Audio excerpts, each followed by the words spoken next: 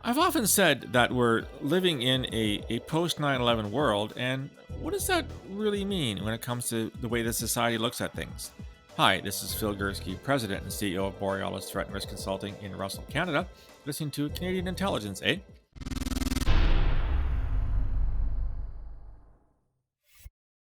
President Roosevelt came out with a famous speech during the Depression in 1933, his inaugural address. He came up with his famous line that people have paraphrased as the only thing we have to fear is fear itself. And I've often thought about this as we talk about a lot on these podcasts and blogs about terrorism and analogous issues that we are, as a society, we've been living in that post 9/11 period where a lot of people are afraid about a lot of different things. People are afraid of more terrorism. They're afraid of various actors, i.e., Muslims and things like that. And we're in a really bad space now where I think that people are now anti-immigrant. We've always had anti-Semitism, it's been around forever, but we've had Islamophobia and all kinds of things. So I want to kind of explore these issues about where we've gone as Western society, if I can use that term, when it comes to thinking about terrorism and thinking about fear. So the question I want to answer is, has fear become an industry of sorts? So I'm very pleased to welcome to the podcast today Frank Furedi, who's a Hungarian-Canadian academic and emeritus professor of sociology at the University of Kent. He's written extensively on the sociology of fear, education, paranoid parenting, and he has a recent book out on immigration itself. He's been a commentator on a lot of media on these issues, and we're going to have a great conversation on fear itself. So, Frank, thank you very much for joining me on the podcast. Pleasure. Nice to talk to you. So, you're an author of several books, and I must say your books have provocative titles. And one book that I came across on Amazon was How Fear Works, The Culture of Fear in the 21st Century. What does it mean? Can you walk us through what you were trying to achieve with that book? Well, since the late 20th century, 1997, I've been working on different dimensions of fearing, and I've become particularly concerned the way in which fear has become a resource that is being harnessed to all kinds of different political projects. And in fact, one of the interesting things is that the only difference between the left and the right these days is what kind of fears they try to promote. So the left will talk about global warming, the fear of unemployment, sort of things of that sort, whereas the right will talk about the fear of immigrants, the fear of crime. And if you make a long list of the different fears, you'll find that it's very rare when you have the projection of any kind of positive, sort of risk-taking, experimentally political outlook, but instead it's all about risk avoidance. It's about minimizing fear. So I became very, very interested in this, and I wrote a series of books looking at everything from child rearing to terrorism. Mm-hmm. And I began to notice there's a common pattern with all of these different issues, even though they seem a million miles apart. I mean, the fears we have towards children appear to be very much compartmentalized and nothing like our worry about global terrorism. And yet, when you actually unpack the structure of our response to it, it becomes very clear that there's something common going on. And in this book that you mentioned, what I try to explain is that, in fact, what's important about our fearing isn't that we necessarily physically fear more. We certainly talk a lot more about fear. I think what's really interesting, and this particularly pertains to terrorism, is that when we find it difficult to give meaning to human experience, we both reduce our capacity to handle problems, pain, and distress, and we also elevate the harms that we have. And I think it's the inability to give meaning to our lives in the Western world that makes terrorism, for example, and a number of other threats appear to be so disproportionately, sort of greater than they really are objectively. Does that mean then that, so I introduced this session with talking about 9/11. My intelligence career spans well before 9/11 and well after 9/11. As a security professional, I certainly saw this as, in many ways, a turning point, especially here in Canada and the Western world, where, let's face it, we really didn't have to deal a lot with terrorism as the the English did in the 70s and 80s, and the 90s with the IRA, and the Germans with the Baader Meinhof gang, and et cetera, et cetera. It's very much a new phenomenon for us. And I kind of got this impression that 9/11 was this great moment where, oh my God, it's finally happened here, and it's had this disproportionate effect. But you say it kind of predates actually 9/11. So what, in your studies, in your writings, what do you think it is that has led to this disproportionate expression of fear in Western society? Well, I mean, just to give you a few examples, a long time, decades before 9/11, you had the presentiment that we're going to have hyper-terrorism. You know, a lot of discussions about, these Russian agents with nuclear suitcases walking around Mm-hmm. all over North America. So you had this incredible emphasis on major global episodes occurring a long, long, long time before 9/11. And that's why the subtitle of my book on terrorism was Invitation to Terror, that we're almost literally inviting people to scare us because we're almost like we're revealing our insecurities and our anxieties. Now, it's very difficult to uh, explain in a couple of sentences why this is happening, but the way that I interpret this is very simply this: that sometime around the 1970s, the Western world experienced a major ideological crisis where the dominant ideologies of the left unraveled. Communism, just went from being a major movement, global movement, to literally disappearing.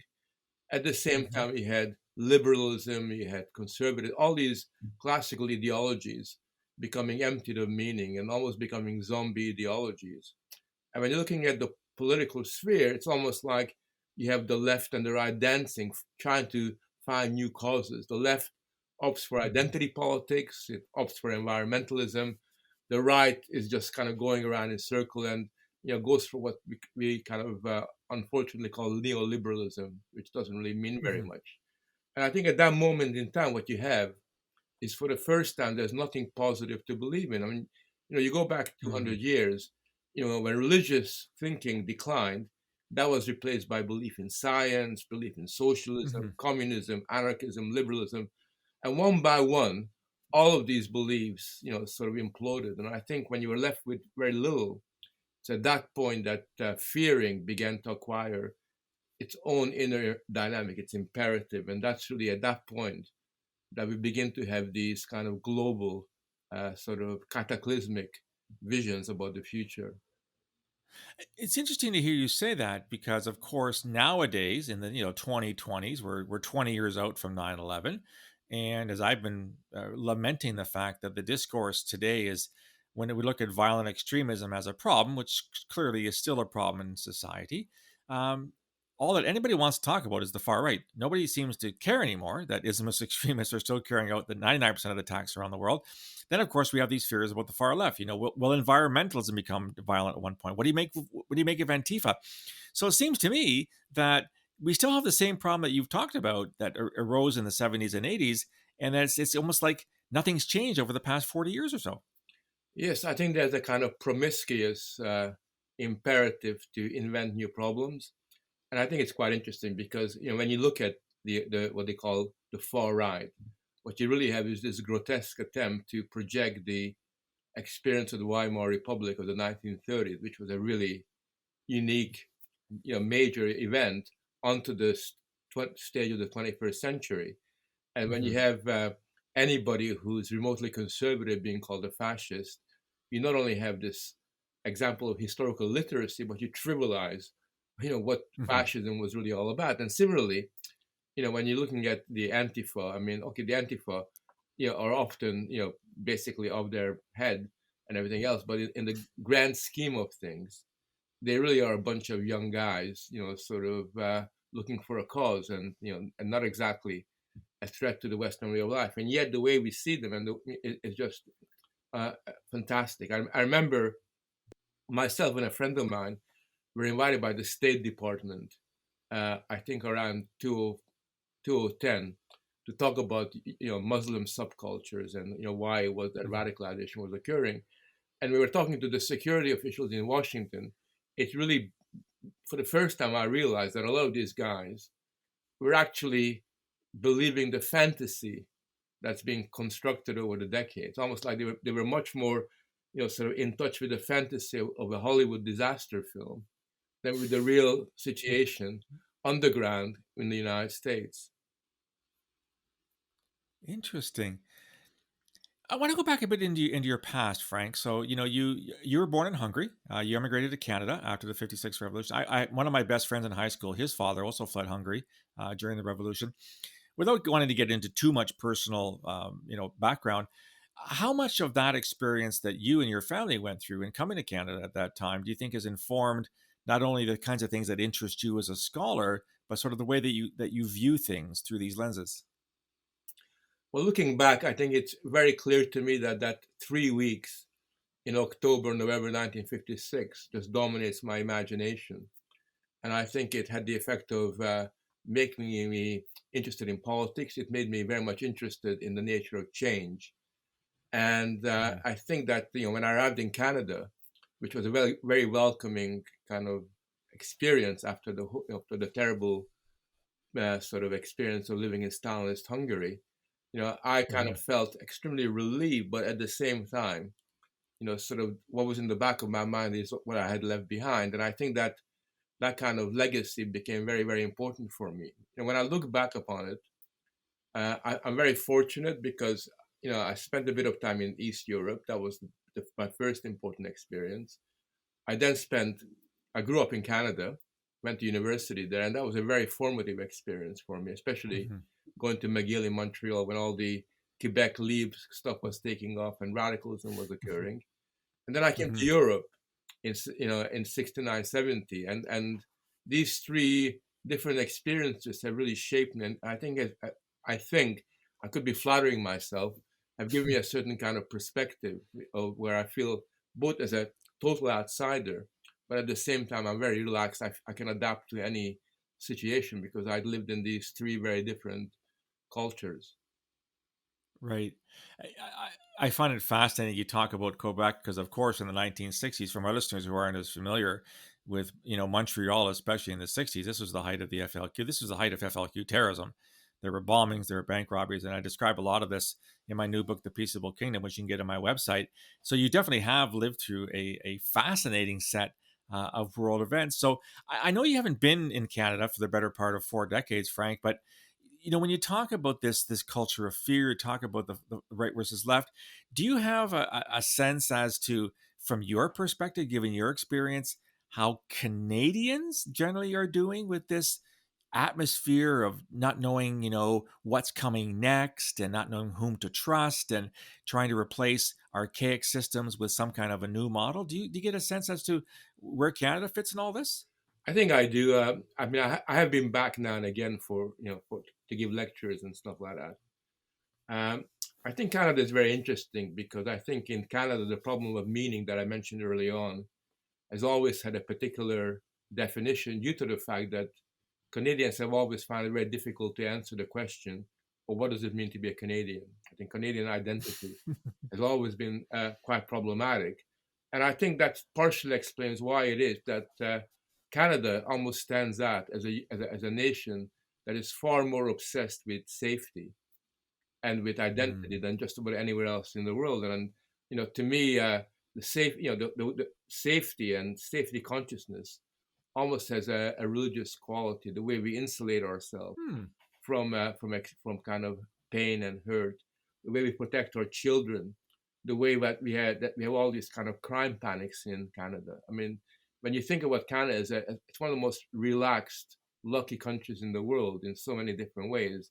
Very good lifestyle, sort of a lot of possibilities, a lot of opportunities, and yet there's a kind of sensibility of being obsessed with safety and being extremely careful Hmm. and regulating sort of the macro dimensions of our everyday existence.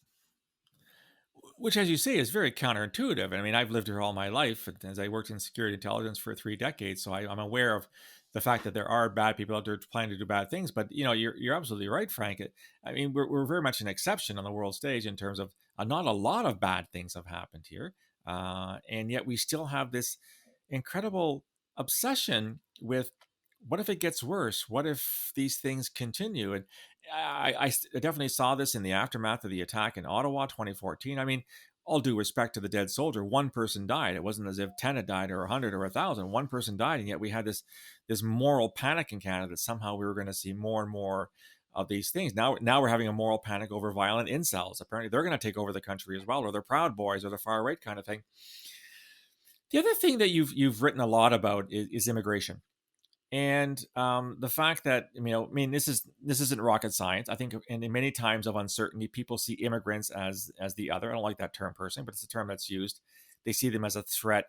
Is this all part and parcel of this culture of fear you're talking about, or is immigration something separate that has always been a bit of an outlier when it comes to how populations view the potential of incoming populations? Like I said, you yourself are an immigrant from Hungary. I'm third generation Eastern European Canadian myself. What is it about immigration per se? And it's probably too vague of a question to ask you, which feeds into this kind of this fear that things are going to get worse. Well, I think that there are different aspects to immigration that one needs to consider. I think you're right to suggest that immigration has always raised certain problems. There were moments in history when people were relatively relaxed about immigrants. And it wasn't until about 1924 that the United States, for example, started regulating immigration. Right. So there are periods when people are much more welcoming.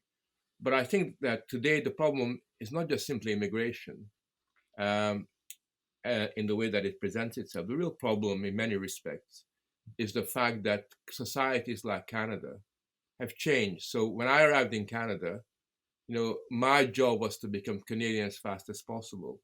Right. I changed my name Ferenc to Frank, without a blink of an eyelid.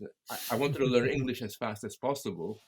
And for us, assimilation was a positive impulse. We all wanted to assimilate, not because we were ashamed about anything. We wanted to assimilate and become Canadians. Right. Today in Canada, assimilation is a dirty word. Yeah. And we have a much more about what's called a multicultural society. Mm-hmm. I think historically, we find that multiculturalism very rarely works. It works a little bit better in Canada than many other places, simply because there are more resources, it's a bigger land. But by and large, the minute culture becomes multiplied, then what you have is a very important question. Immigrants coming to Canada are going to say, well, what should what is this Canadian essence that I should embrace? And there isn't one, because it's being denied by the way it occurs. And I think under those circumstances, and for many people, immigrants are seen as potentially a sort of a threat rather than as a potential asset, as new citizens in the making who are going to contribute to the welfare of society. And I do think that, I know certainly in Britain, for me, the problem is never the immigrants. The problem is that British society is not able to absorb people for the very simple reason that British society doesn't know what it's about. It doesn't have an answer about what it means to be British. And I think under those circumstances, you have this new type of problem, which never existed before, because in the old days, we just assumed that, when you come to Canada, France, or Britain, you become Canadian, French, or British. Mm. Listening to you talk, I'm just imagining the comments I'm going to get on this podcast. Right. I'm agreeing with you an awful lot of what you're saying, and I do recall very vividly when the conversation switched to multiculturalism in the 1970s. So I would have been just entering secondary school at the time, and this was a whole new rubric. This was a whole new way of seeing things, and it definitely has had its positive aspects. But you're absolutely right. We used to joke that what does it mean to be Canadian? Like, what is a Canadian? And the answer is, well, not American. So we defined ourselves in terms of who we were not, as opposed to in terms of who we were, which I think speaks to a whole bunch of Canadian sort of attitudes towards themselves and towards others. You've also talked, and one of your other books was entitled, if memory serves me correct, let me just put my glasses on here. Where have all the intellectuals gone? What a very provocative title for a book. So, if you could summarize for our listeners sort of what you were trying to get across in that particular offering? Well, that was a book that I never expected to write. It wasn't like I set out to write it, but I became aware of the fact that intellectual life in the Anglo-American world has really changed, and that you had the professionalization of academics who really became reluctant to engage with the world. They became very specialized. If you read Mhm. academic journals, they really are unreadable, and nobody actually reads them Absolutely. except maybe the Absolutely. author's mother and father. It's kind of, it becomes this kind of zombie industry, and yet we kind of publish more and more stuff. But I also became aware of the fact that intellectual life was really, to use a kind of an old phrase, was dumbing down quite a bit, was becoming very Philistine. And instead of having the ambition in schools and universities of challenging students, of raising their expectations, we began to flatter them. And in schools, we began to flatter children by giving them smiley faces. In universities, we sort of changed the curriculum to make it easier for people to pass. And I remember one incident that really kind of brought home to me is I've got a platonic way of teaching, which basically means that you have 20 kids in a seminar, and I go around, I ask them questions, sort of like the way that Socrates did, just as a way of Mhm. putting pressure on them. And I remember reading somebody, I think it was an educator, an American educator, writing that kind of teaching, platonic teaching, is should be condemned as academic bullying. And the reason why it's academic bullying is you're putting pressure on young people. And I began to write a series of articles in the Times Higher Educational Supplement about the need to actually reverse this trend and take intellectual lives more seriously, because we got a role to play within society, and not just in Mhm. university but elsewhere. But unless we raise our game, I think we're going to become accomplices to flattening out people's intellectual curiosity instead of raising it. So that's really how the book kind of started. It had a big impact, particularly on the European continent, in Mhm. France, Holland, and elsewhere, because there too people began to realize that they were facing, I think, a very similar dilemma. As I listen to you talk, Frank, my own mind is going to an experience I had when I taught university at the undergraduate level. I was teaching in linguistics here in Ottawa, and I had a student who really wasn't capable. Just didn't perform. Either he didn't care or he simply couldn't do it. And I remember failing him on the course. And then I got this email from the university saying the student has demanded a rewrite of his final exam. And I wrote back and I said, why? I said, he's barely got 40%. He's not going to pass the course. So why would I have to do another exam for him? Well, that's our policy that they get a second chance at things. I said, fine. So I created a second examination. He took the exam and surprise, surprise, he failed it.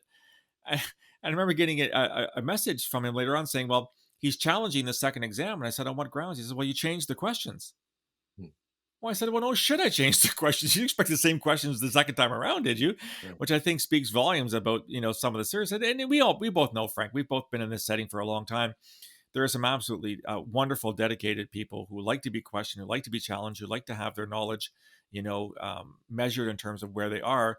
But there are definitely some that I think are just kind of there for the ride. And we've both seen how universities have used the term dumbing down. That's probably not a bad way of putting it, whereby, and I'm not saying we should go to the old system where universities were the purview only of the elite. And no one wants to go back to those days, but this massive, sort of entrance in the 1960s and 70s is what anybody to go to university who historically would not have done so because it simply wasn't, in their genes or something that was of interest to them, has certainly changed things.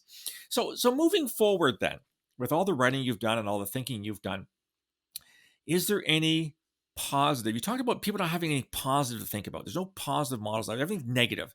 The right doesn't like this, and the left doesn't like this. Have you, thought about this in the sense that is there a way forward that would be actually a good way forward, or are we sort of unfortunately enmeshed in this trap that's going to keep going for time immemorial?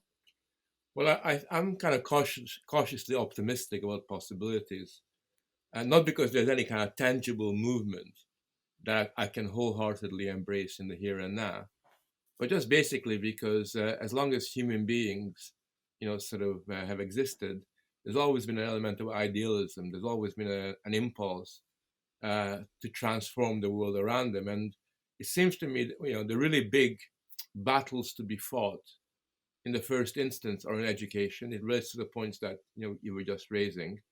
One of the things I've been Mhm. doing recently is I've been going around high schools, final year high school students, and talking to them about philosophy and other kind of issues to kind of tap into that idealisms to get young people to take themselves more seriously. And I think we need to fight a war in education because at the moment, current pedagogy is there to flatter children. It's there to tell Right. them, oh, everything is really brilliant. You don't need to. Everybody gets a star. Everybody gets an Exactly, A. Yeah. exactly. Pressure is bad. Exam stress is really horrible.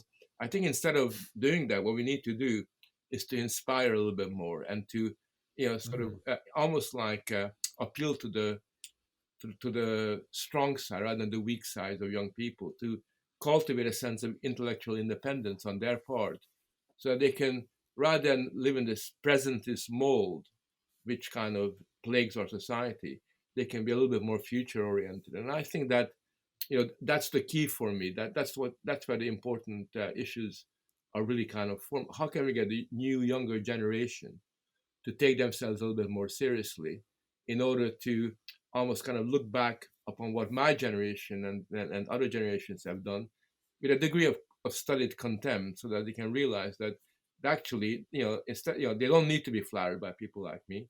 What they need to Mhm. be is to be challenged by people like me, and in Right. turn, they need to challenge people like me. And I think that's the kind of dynamic I would like to see happen in order to create a more positive buzz in the world that we live in. Given that we've been dealing with this very different way of looking into education, as we've spoken of for a couple generations now, it's rather deeply rooted, I would imagine. You say you're a cautious optimist, and I'm also generally an optimist as well. But what's it going to take to affect what are in actual truth tremendous changes? Not to mention that when it comes to leadership on a global scale, we've just gotten through 4 years of the Trump administration, which was the antithesis of leadership on the global scale. Do we need to have a nation, an individual, somebody with this kind of drive to rise to the fore to spearhead this kind of movement, or can it happen in bits and pieces here and there? Well, I think inevitably it will begin in bits and pieces, because we have to somehow challenge existing cultural norms and cultural attitudes towards the question of what it means to be a human being. I mean, that's really what we're talking about. How much are we expecting from ourselves? Are we, you know, here for an easy ride? Are we going to flatter ourselves, or are we going to try to develop our creative powers or intellectual powers?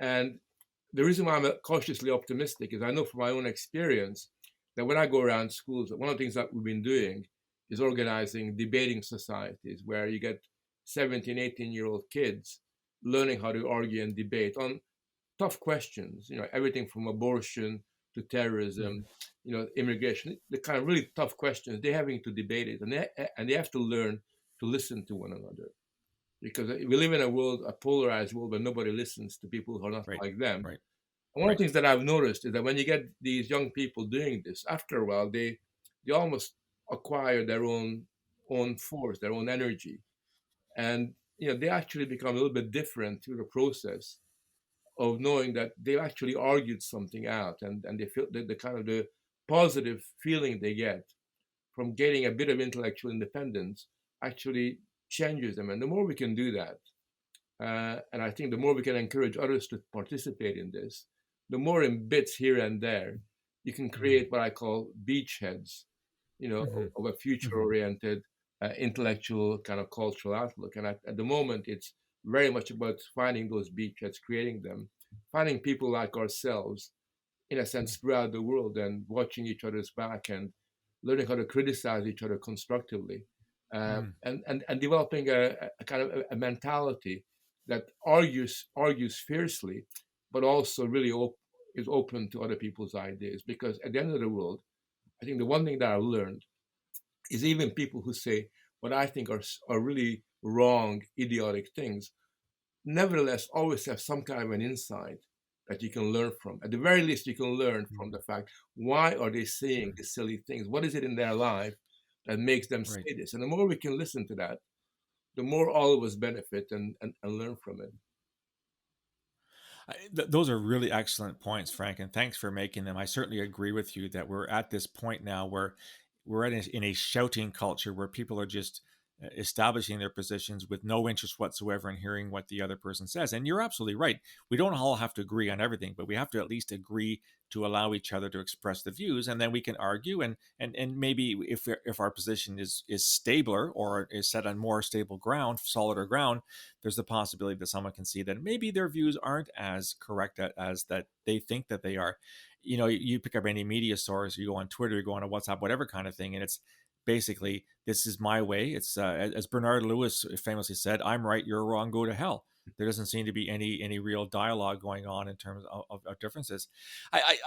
I like your cautious optimism. Like I said, I'm very much a cautious optimist myself. I sometimes have this fear, if we were to have another event on the scale of 9/11, and in touchwood, we're not going to have that, we might just descend into the same unfortunate set of thought patterns and views towards the other that we've had for the past 20 years. So here's hoping we don't go down that pathway. But I think you've given my listeners a lot to think about, Frank, today, in terms of not only how we do education, but how we think about things and how we have dialogues. And, you mentioned Platonic and Socratic. I mean, these are issues that, you and I are old enough to kind of remember, but a lot of people, unfortunately, have forgotten them. So listen, thank you so much for taking the time to be on the podcast today.